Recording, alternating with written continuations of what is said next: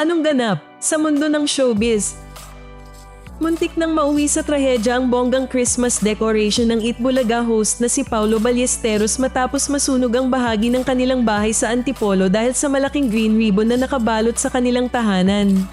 Kilala si Paulo sa pagiging todo kung magdekorasyon tuwing Pasko at ngayong taon ay tila ginawang higanting regalo ang kanilang bahay. Ayon sa TikTok video na ibinahagi ng kanyang kapatid na si Chicky Ballesteros Belen, napansin ng isang kapitbahay ang usok na nagmumula sa ribbon at agad silang binalaan. Mabuti na lamang at maaga pang aksyon kaya walang napahamak sa pamilya.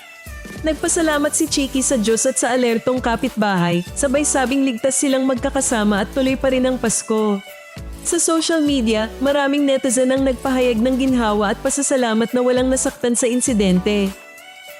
Sa sobrang bongga ng decoration tuwing Pasko, dapat na bang maglatag ng mas mahigpit na safety rules ang mga celebrity or sadyang bahagi na ito ng risk ng pagiging bongga sa selebrasyon?